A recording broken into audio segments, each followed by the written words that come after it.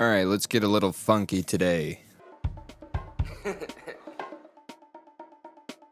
always do that. This will be August 11th. I'm a night rider. Every time that I go past midnight, I swear I get higher.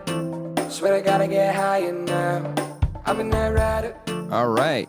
Every time that I give what I got, I supply that fire. I supply that fire, man. I'm a night rider. Every time that I go past midnight, I swear We are I get here. higher. We are live, but not really live at all, as I mentioned before. Today will be August 11th. Today is not August 11th when I'm recording this. I'm actually planning on banking a couple episodes. I have a big race on August 11th that I've been training for up until now. Continuing to train until the race. And I'm deciding to bank a couple episodes and leave things open in my schedule to be able to relieve myself of any stress leading up to that, in fact. So let's recap a couple things here. Friday night had a wonderful bowling match in which I secured a victory over my wonderful girlfriend.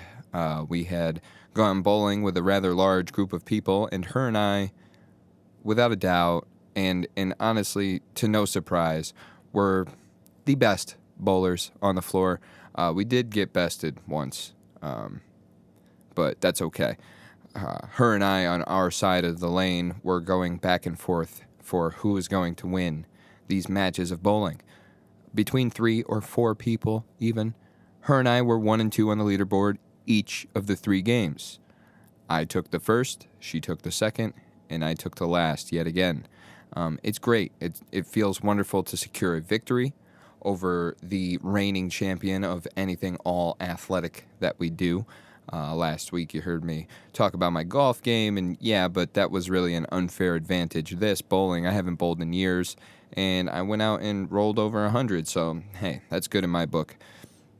The race is coming up today. As you listen to this, I will have crossed the finish line, hopefully about an hour and a half before this episode comes out.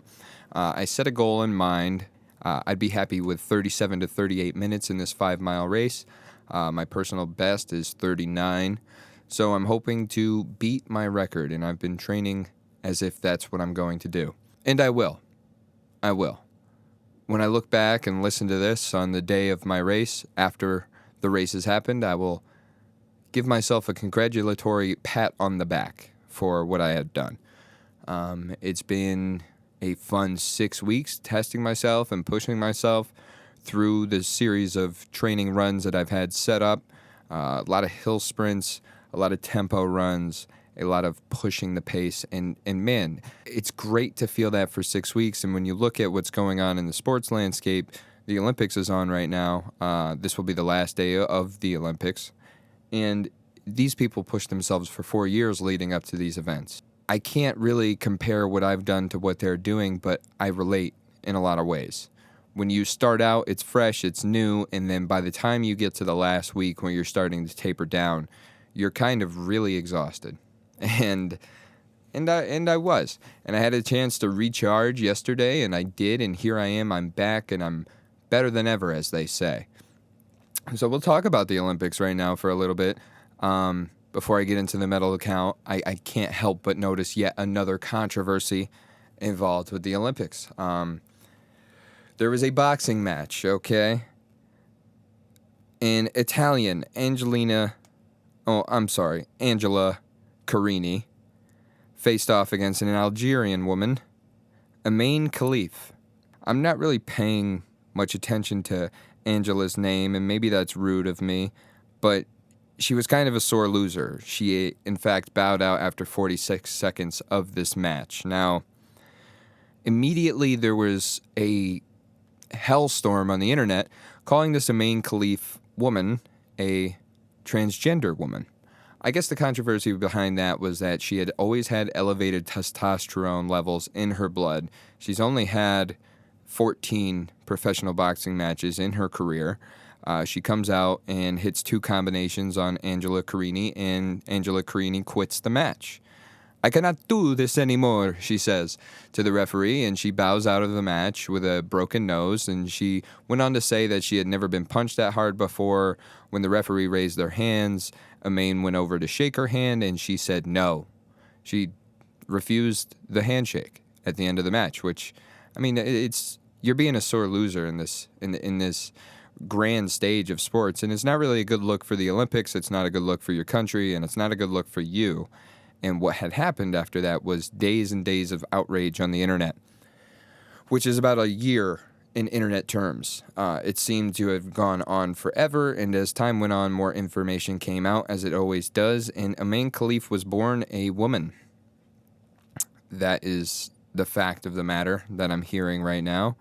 Amain Khalif was born a woman and just had elevated testosterone levels. No drugs, wasn't allowed to compete in a lot of matches because of these testosterone levels, but it turned out that she did compete in some matches where she was allowed. And when it comes to boxing, the Olympics ruled that the International Boxing Committee was too corrupt, and so countries could send out whoever they wanted in kind of no-holds-barred effort. And this is who they decided to represent Algeria. And more power to her, because she's a woman. As much as I was upset with Angela Carini and her sore loser syndrome that she displayed, I actually have to tip my hat to her and all of the Italians in the world, because what they did was they revealed the answer to the age-old question. The gender debate is over. People were out screaming and clamoring, telling people to leave Amain Khalif alone because she was born a woman. And she is a woman because she's a woman. Not because she transitioned from a man to a woman at any point in her life. They were very adamant about stating that she's a woman and she's always been a woman. And she is what a woman is. They ended the gender debate by saying she was born with a vagina, therefore she is a woman. There is no need for any further discussion. That is the fact of the matter. Now leave her alone and let her box. Bingo. You are a woman if you are born with a vagina. End of story. Awesome. Cool. We'll move on with the rest of the Olympics. Today, Scottie Scheffler sealed the deal with a gold medal, scoring 19 under. We could also round out a couple track events here where Ryan Krauser took home the gold yet again for shot put. America was kind of sweeping up medals throughout the track and field events. We are still at the top of the leaderboard with 64 medals in total, 14 of those being gold, only being topped by China with their 18 gold medals. However, they only have 42 as a total. So, when it all tallies up, hopefully by the time you're hearing this, America will be the best athletes in the world, which is awesome. I love it. I love sports. I love athletics. I love all things athletics. As you had heard in the last episode, I was very excited about football season to get kicked off and very excited about the Hall of Fame game that was played between the Texans and the Bears. The Texans were favored in that game. For what reason, I don't know. I don't know why there are odds on these games sometimes, but they ended up losing the game 17-21.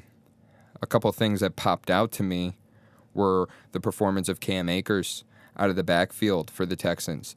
He had a lot of play, a lot of touches early, having 5 carries and 2 receptions. He ended up scoring a touchdown in that game, and I think that's going to be very important for the Texans moving forward. The Texans running back room had picked up Joe Mixon in the offseason, as well as adding Stephon Diggs to their wide receiver core of Nico Collins and Tank Dell. Pair that with Robert Woods. You have John Mechie III. All of these guys kind of stepped up in different ways throughout last season to help C.J. Stroud become the consummate professional that he ended up being in his rookie year. That team is kind of destined for success with the hiring of Coach D'Amico Ryans. They really looked like a brand new team last year, and they're only getting better moving forward. The Bears, we didn't see any play from Caleb Williams. However, we did see an emerging star in Colin Johnson with 3 receptions, 56 yards, and 2 of those 3 receptions being touchdowns. That's going to be great for Caleb Williams to have a kind of a younger guy that's not really going to demand the coverage of a DJ Moore. The Bears have a really good receiving group here with DJ Moore, Keenan Allen, adding Roma Dunze from the draft. I mean, having somebody like Colin Johnson you can kind of just keep in your pocket and use as a secret weapon, because film study is so huge when it comes to these coaches that when the season starts, they just live in their offices. They lock themselves in there, and that's what it is. They'll watch film, they'll figure out who every single person is on the team, and if you can keep somebody like that in your little fifth pocket of your jeans there and only pull them out when you need them, you're going to have a chance for major success. Once again, I said no play from Caleb Williams, which was, somewhat disappointing in a way, because you always want to see how the rookies are going to pan out. And I know that the preseason isn't the season, but it's a good chance for you to get a look at the unknowns, right? And it's also a good chance for you to be able to plan out your fantasy team. I mean, I wouldn't be surprised if you see a bunch of Cam Akers and Colin Johnsons on people's fantasy team this year just based off of what happened in the Hall of Fame game. Nonetheless, it was football. It wasn't on an NFL field. It was on the Canton High School field in Ohio, and that caused a premature end to the game, which, I wasn't necessarily mad at, because then I could go to bed early and get ready for work the next day. But NFL is kicking off 100%. The preseason begins for the rest of the teams now this week. You have games on Thursday, Friday, Saturday, and Sunday. If you're a football fan, you'll be busy from payday till the day you start work again. Now that we've highlighted a couple Olympic athletes and a couple NFL athletes, when you go through Twitter, you see a lot of things, a lot of profiles on people, I guess, or at least I do in my algorithm. And so I had bookmarked a couple threads highlighting some people that, if you don't want to learn from me, maybe you could learn something from these folks, right? I give a lot of advice. I share a lot of wisdom on these episodes, if I could say so without sounding so pretentious. I decided that these threads that I've had bookmarked would be perfect for an episode to take away from any advice that I could give you. Let's see what the sources say. I threw all these threads together in a little file here, and we're going to go through each one by one. And we'll start with Wim Hof. The thread begins with, the king of mental toughness. Wim Hof. He swims 216 feet under ice, holds 26 world records, and climbs Mount Everest in shorts. His message? The mind under control is your best friend. The mind wandering is your worst enemy. The Wim Hof Superhuman Protocol. To me, God is cold, says Wim Hof. The 3 pillars of the Wim Hof method is simple: cold immersion, breath work, mindset training. Hof used these to run a marathon in the desert without drinking water. Wow. I can't even go 3 miles without drinking water, so that's a pretty massive feat to me.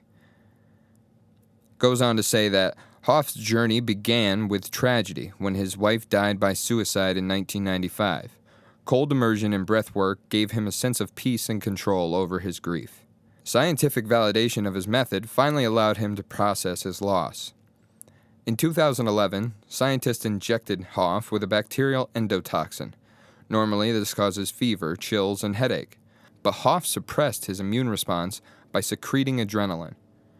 But Wim can influence his autonomic nervous system and immune system at will. To test his strategy, Hof trained 12 subjects in Poland who later replicated his results in the endotoxin test. This suggests that we can learn to control our immune response consciously.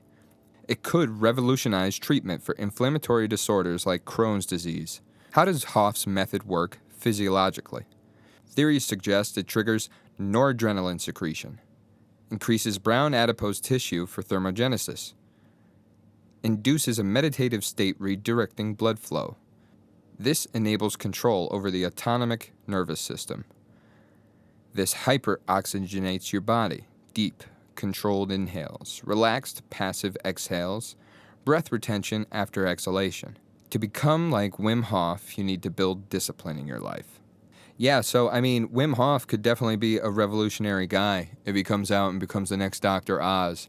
I love things like this instead of recommendations of medications. And, imagine if this guy had gone to your regular therapist who is in bed with Big Pharma. He would have been subscribed antidepressants. He would have been subscribed, who knows, maybe anti-anxiety medications, things that would have dulled out his brain. Instead, he finds ways to beat his own brain, and not with a bat, but with his own thinking. Your mind is very, very powerful, and Wim Hof and his methods of changing his life and controlling his body is just one of the prime examples of what a brain can be. And speaking of brains, I have another man to highlight here, Jose Silva, the man who cracked the mind code, whose secrets empowered thousands to access their mind's dormant potential, and some even developing psychic abilities. I have skeptical eyes right now. I'll continue. Many testified of massive wealth and improved health. Here are 7 secrets to achieve extraordinary results. 1. The relaxation technique allows you to start accessing your subconscious. The steps: you find a quiet, comfortable place and sit or lie down. Close your eyes and take a few slow, deep breaths, relaxing your body with each exhale. Mentally visualize a peaceful place you find calming, focusing on the details of sight, sound, and smell. Spend a few minutes simply enjoying the sense of relaxation. The benefits: improve sleep quality, lowers blood pressure, reduces stress anxiety, promotes feeling of well-being, enhances focus and concentration. 2.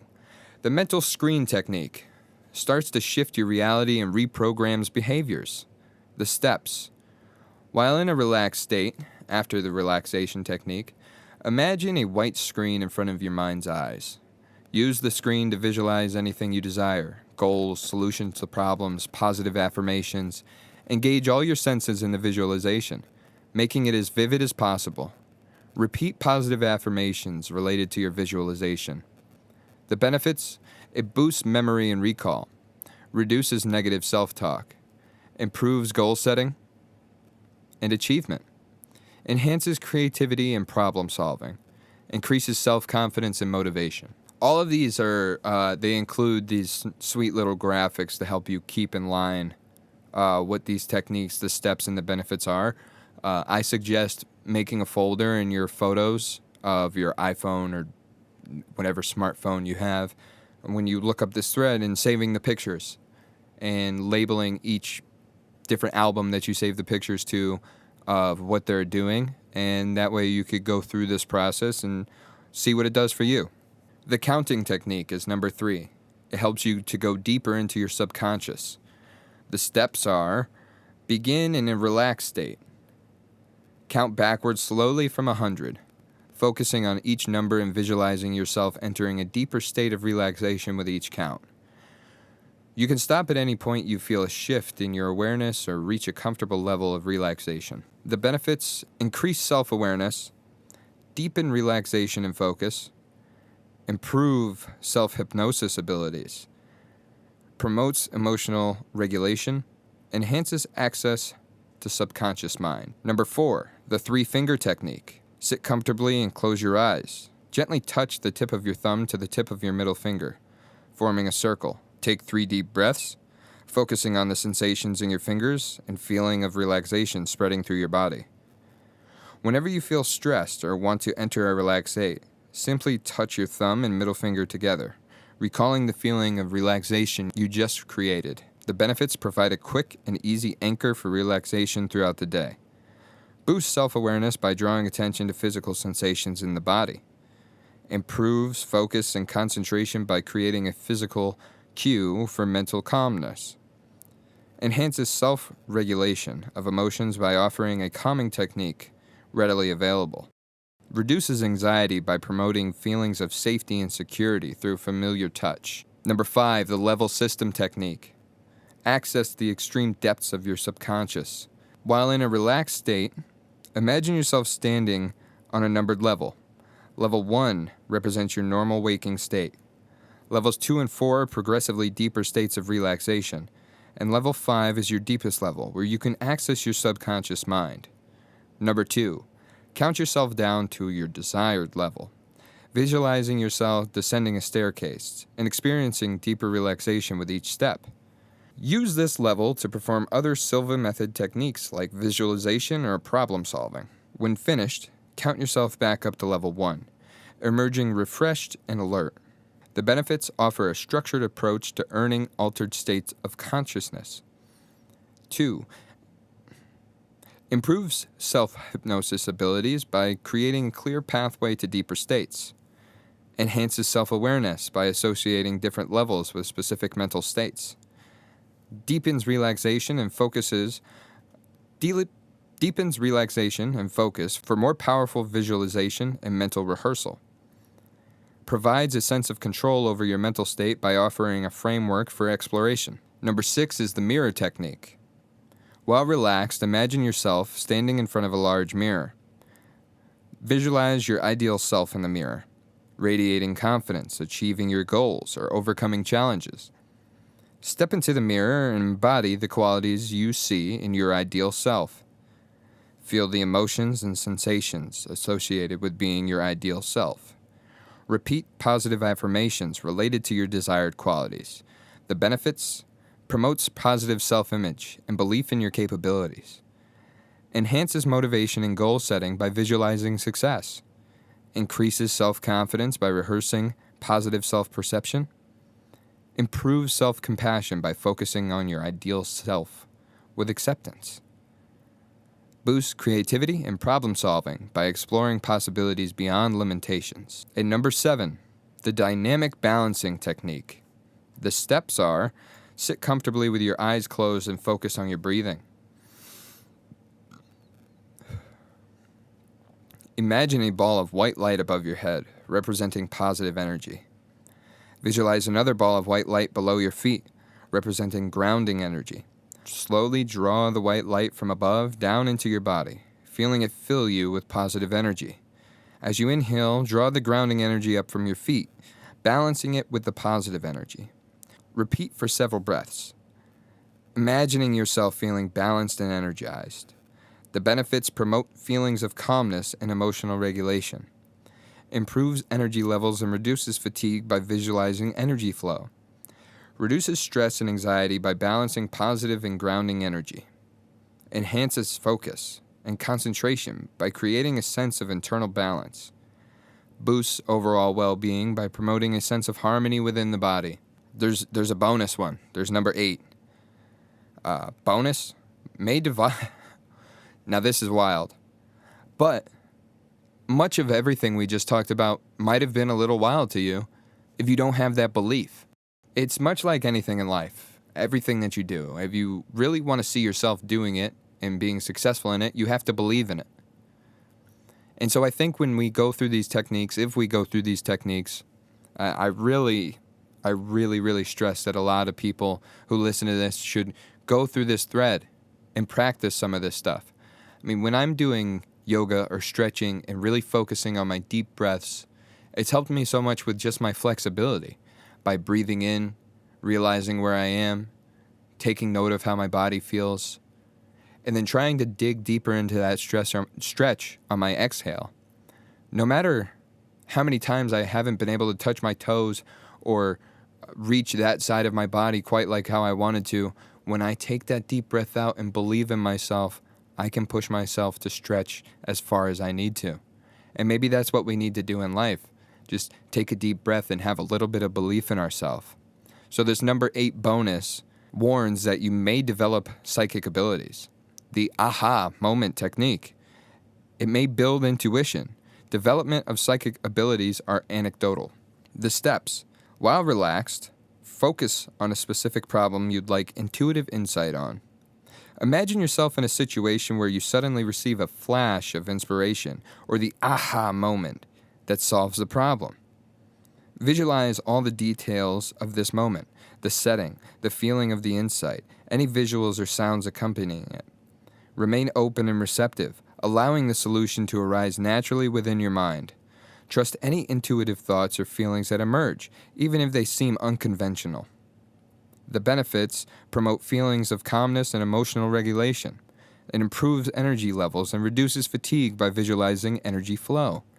Reduce stress and anxiety by balancing positive and grounding energy. Enhances focus and concentration by creating a sense of internal balance. Boosts overall well-being by promoting a sense of harmony within the body. And yeah, that could sound crazy to you. But if you look at the benefits and the way they're explained to us, that all sounds so much like things that we need. Are you really going to be in your best spot to solve a problem if everything is spinning and out of control and you feel the chaos of the moment? Or are you going to be better apt to take care of these things when you're comfortable? Yes, a lot of these things may seem like it's a waste of your time. Or how could I sit down and do that? Well, turn off the TV, turn off the screens, find yourself in that peaceful moment where you might be thinking a little too much and focus on the way you breathe. Break it all down for yourself and take care of it right there. And as you do it, believe in it. Don't just think what you're doing is kooky and crazy, even though to other people it might sound that way. You know, when we have a great idea and we start explaining it to somebody else, we could pick up on their visual cues and tell ourselves it's not a good idea anymore.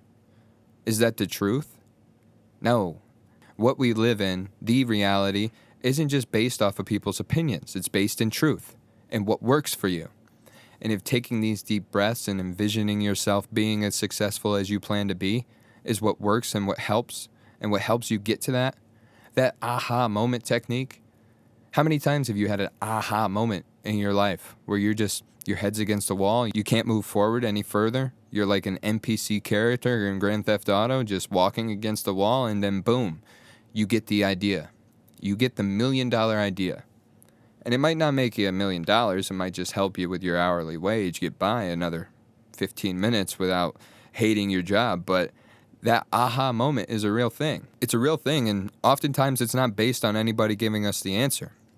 It's based on trying and trying again and telling yourself you're going to be successful in that moment until the second that you are. Mike Tyson says that when he was training, when he first started boxing with Customato, that he would hypnotize him. Hypnotism could be real. That's for sure. Because that guy was very successful under Customato and had a meteoric rise. And he was furious in the ring. It looked like just controlled danger when that guy was throwing his hands. And that's what it was. He was under the control of a great trainer. I have another person to highlight here who might have been under the control of a great trainer or might just be a great trainer himself. I'm not sure. I bookmarked this thread when I saw the bold text that read, "My accidental journey to a six-pack." I said, okay, well, I had one of these once. So let's see what this guy's got going on because he's got gray hair and he looks pretty old. The tweet goes on to read, "In the last few years, I have gone from this to this." And it's you'll see when you click the link in the description of the thread. I'm 54. I've suddenly got a six-pack, sort of, a four-pack. I've lost 48 pounds. My metabolic age has come down from 57 when he was 51 to 49, and he's super fit. He asks, what happened? The thread goes on to read, "I'd love to say it was deliberate, but it has been accidental. I was overweight, started fasting to lose weight, developed other habits, and it's spiraled from there. It is not one thing that has done it, but the aggregation of a lot of things. In case of use, I share them here. 12 habits to transform your health. Don't try and do all of these at once. Do one, then gradually add others. Baby steps. 1. Fast. Do the 5-2 diet. It takes effort, but it works. It is the single most effective thing you can do to lose weight. It brings mental clarity, too. Watch videos, listen to podcasts, read, indoctrinate yourself, then do it. After a while, you look forward to it.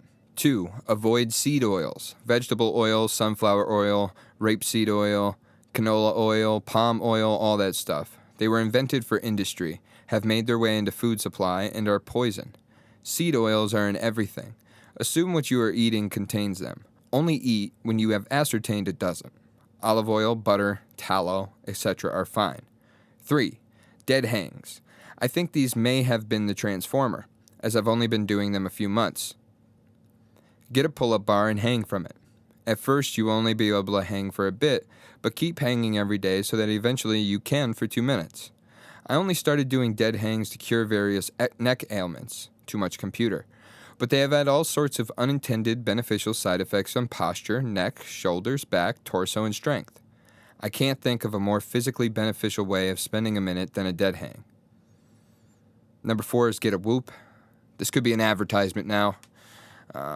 I don't have a Whoop bracelet. I have an Apple Watch, but this guy tells us, Dominic Frisby, Mr. Frisby says to get a Whoop. because he got one because it is to improve sleeping habits. Sleep is the new exercise. Smiley face. The unintended consequence was that my alcohol consumption has gone from most days to almost zero. It's not just the calories and alcohol, it's the bad decisions you make after drinking, particularly late night binging. He loves booze. If you told him he had to give up drinking, he would have said no. But that's what happens when you get a whoop, so get a whoop. Or if you want, if you want to just stop drinking, you can tell yourself, hey man, this is the day, and just stop drinking. Number 5, have a partner you want to look good for. I had one, now sadly no more. But I'm sure it made me generally up my physical game. She was also extremely health conscious and got me into all sorts of good habits. It helps to have a partner with whom you can eat well and exercise well. It makes you accountable too. I can agree with that one. I mean, my girlfriend and I met in the gym, and she is a gym hound, much like myself. And it's nice to have that level of understanding too. I've been in relationships with people who don't work out, and it's kind of like, why are you spending all that time doing that when you could be spending time with me? And she gets it. She understands, and having that level of understanding of how important it is to take care of yourself is great. I also don't want to bury my wife one day, so it's important that she's healthy. I wonder what happened with this relationship. This poor guy ended up all alone. Anyway, number 6, cider vinegar. It's better for you than Ozempic. It's cheaper than Ozempic, and it reduces your appetite. Have a shot of cider vinegar every day. Yeah, I mean, I don't have cider vinegar, and I don't really know how you can compare it to Ozempic, other than it might just make you not want to eat because it's such a disgusting thing. But I'll take Dominic Frisby's word for it. Number 7 is supplements. He's gone from taking 0 supplements to taking so many he doesn't know which ones are actually doing good. He's pretty sure that Tonkat Ali and Fidogio Adritis have made a big impact. I sometimes think the act of taking supplements is as effective as the actual supplements. Oh, and he loves bee pollen. So bee pollen's good if you have allergies during the allergy season. Bee pollen and raw honey. As far as supplements goes, he's definitely talking about vitamins here, and the vitamins that I take are just a generic vitamin D and fish oil for my joints. We've talked about blood testing before, and I think that if you're going to get into taking supplements, get your blood screened and find out what supplements help what vitamins or minerals you're lacking in your blood. Don't just take things because somebody on the internet who looks good is telling you to. Do the research and figure out what you need. Number 8 in this list from Mr. Frisby is water. Don't know if he did anything, but he stopped drinking tap water where possible, and he only tries to drink mineral water. Number 9 is exercise. Do some form of exercise every day, even if walking. He mixes it up between cardio, stretching, and weights. He says, I could do more weights. I only do 1 session per week with some dumbbells at home. I need to join a gym. Cycling is good because it doesn't hurt your joints. When I run, I usually only run 2 or 3 miles. But I live near a steep hill, so I do 4 30-second sprints up the hill at the end. I play a bit of tennis and a bit of footy. Swimming is also good, but I don't like the chlorine. So that is more of a summer pastime when outside. Same, I love to swim. And I agree with this too. Even on my off days, I go for a walk. And I try to walk at a pace where my heart rate's elevated. To around 90 to 100 beats per minute. That way, my body is really working. And I also live in a very hilly neighborhood, so that's good. A little bit of resistance while I'm doing the small, steady-state cardio, which is, it's super beneficial just to move, period, right? But lifting weights is your best case, and doing some core work. I work out every day, and it's not just because I'm a freak. It's because it's good for me. Sitting around is what gets you stiff. It makes your muscles tense. You need to move. Use it or lose it is a real thing when it comes to your body. Number 10 is 2 meals a day. Do you really need 3? Skip meals on non-fasting days. Breakfast is the easiest to miss. Have an early lunch and go to bed early. Plenty of yogurt, meat, and fish, and no seed oils. Once again, the trending topic of all of these podcasts when we come to health is going to be to stay away from the seed oils. 11 is 15 minutes of sun. First thing he does every morning is drink a pint of water, make himself a cup of tea, then go and sit in the garden for 15 minutes. Get some sunshine. It helps regulate the circadian rhythms. I've been getting to sleep much more easily since I did this, even if it's cloudy and it's winter. Go sit outside for 15 minutes first thing in the morning. Number 12 is to count calories. He's only just started counting calories using the calorie counter. Say that 10 times fast. The thought of entering calories every time you eat deterred me from doing it sooner, yet more time on my phone. But I'm actually quite enjoying it. Eating discipline definitely improves. Ultimately, losing weight is basic math. Fewer calorie in than out, and you lose weight. Net immigration is the same. Counting calories was a very effective technique for me in the beginning of my whole health journey. And now that I've had so many similar things, I eat very routinely, I don't really have to count or enter everything into my phone so obsessively as I once did before, and that's because of what you learn from what you eat. I mean, you know how you feel after you eat certain things, you know what to avoid, you know what to go towards, and this is a great, effective way to learn about food and about the way you eat when you start out your health journey. He has a bonus here. Once again, another thread with a bonus, and this is a Brucey bonus. I'm not sure why. I thought this guy's name was Dominic Frisby, but anyway, learn to stand up from the ground without using your hands. This is supposed to be an indicator of longevity. A few months ago, he was hopeless. He could barely get up from a yoga block, but now he can do it, and he has a cool video of him just doing like a little negative pistol squat and just standing up. This guy is super lean, in great shape, and old as dirt, with the newspaper boy hat on his head. The last person I'm going to highlight here is a woman. As evidenced in the beginning of this podcast, the Bookmarks with Bump podcast is a great promoter of women. We love women here over at Bookmarks with Bump. And so I thought, what would a thread be highlighting all of these awesome people if I didn't include a woman? And just as I was thinking that, a thread popped up on my timeline, and I said, this is the one. And I love how this started because I'm huge on this. You know, throughout my life, I've been diagnosed with this or diagnosed with that. I've been diagnosed as depressed. Well, yeah, I was sad. I've been diagnosed as anxious. Well, yeah, I was anxious. And I get anxiety, and I think anxiety is a natural thing for people to encounter. And yeah, it's terrifying when you first discover that it's a feeling that your body can have, but the more you get through it, the more you understand what it is and you live with it, and sometimes you use it to fuel you, as I am going through this week leading up into this race. This is the woman who heals what doctors can't. Barbara O'Neill. This 71-year-old naturopath says true healing comes from nature, not drugs. Amen, sister. Here are her 9 essential laws for optimal health and longevity. 1. The sun. Barbara says that the sun is the sky's doctor, vital for daily visits. While we're told to use sunscreen against harmful UV rays, studies show sunscreen's chemicals can disrupt hormones and cause skin cancer. Barbara advises sun in moderation, not sunscreen. 2. Use of water. True hydration is water and Celtic sea salt. CSS contains magnesium chloride, bromide, and sulfate. Mucous membranes absorb the minerals from CSS and take it to the cell. CSS contains magnesium chloride, bromide, and sulfate. Mucous membranes absorb the minerals from CSS and take it to the cell. Once you drink water, those minerals pull the water inside of the cell, she explains. 3. Sleep. Sleep gives our brain cells a chance to heal. When not, it leads to premature aging, disease, and poor overall functioning in an organ or tissue. She says 8 hours of sleep is a must. But why?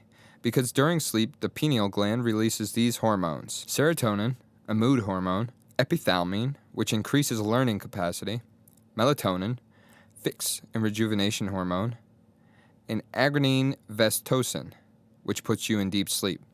The pineal gland will release these hormones each night, but you have to be asleep. 4. Trust in God. Barbara claims we can heal physically and mentally using God-given resources, water, herbs, and our brains. This divine toolkit helps us overcome any illness. You can't heal if you don't believe that you can heal first. 5. Abstain. She teaches that these foods and stimulants should be removed from our body to prevent harm to it. Refined sugar, caffeine, alcohol, tobacco, drugs, herbicides, insecticides, and mold. These are scientifically proven to be detrimental. 6. Inhale.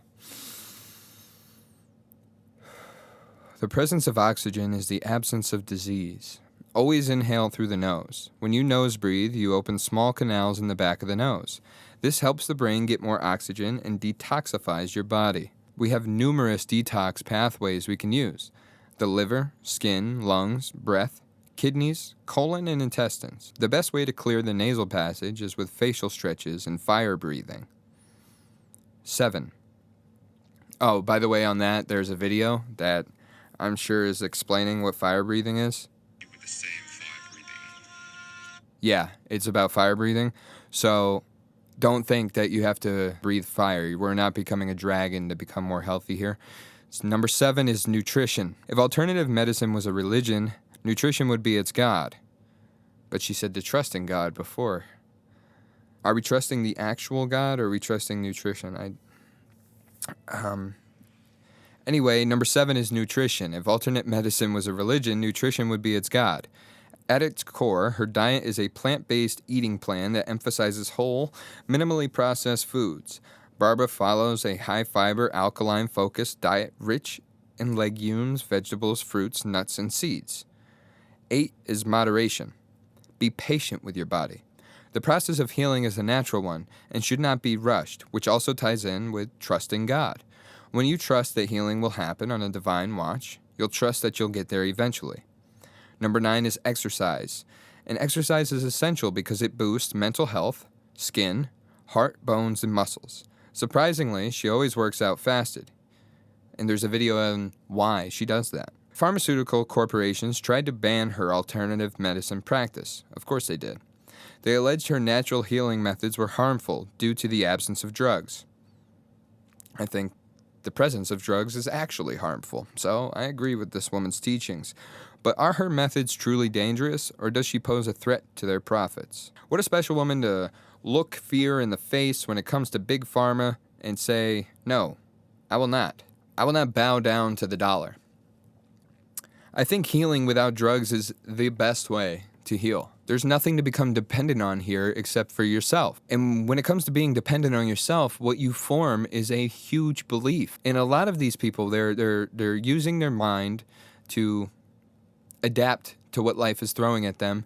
And they're saying, how can I conquer this?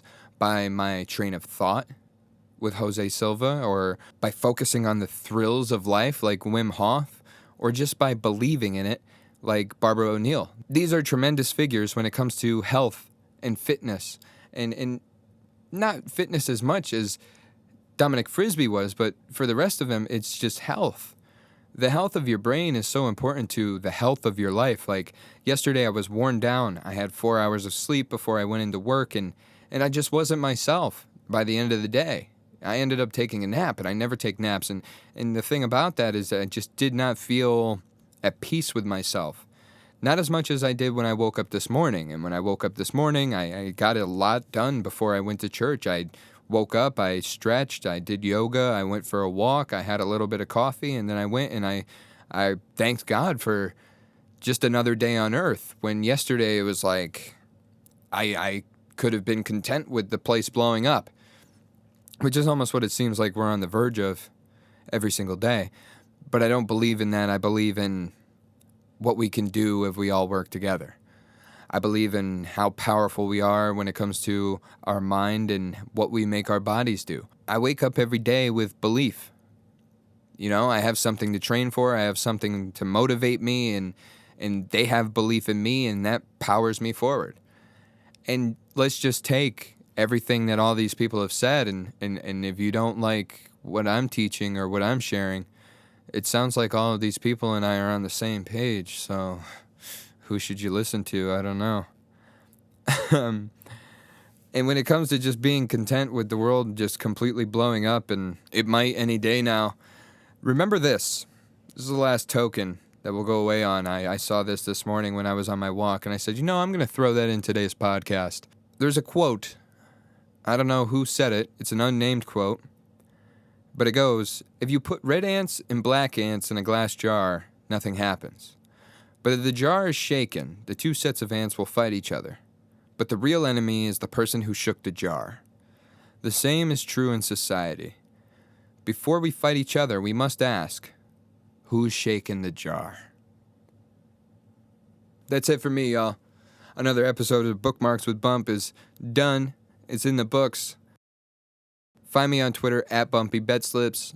Any questions or inquiries, hit the email bookmarkswbump@gmail.com. Please like, rate, subscribe on YouTube, Apple, Spotify, podcast, anywhere you listen to this podcast. Tune in. I appreciate you for tuning in and rating and all of the great comments and messages I've gotten so far. You all are wonderful, wonderful people, and I hope you have a blessed week. Until next time, I'm out.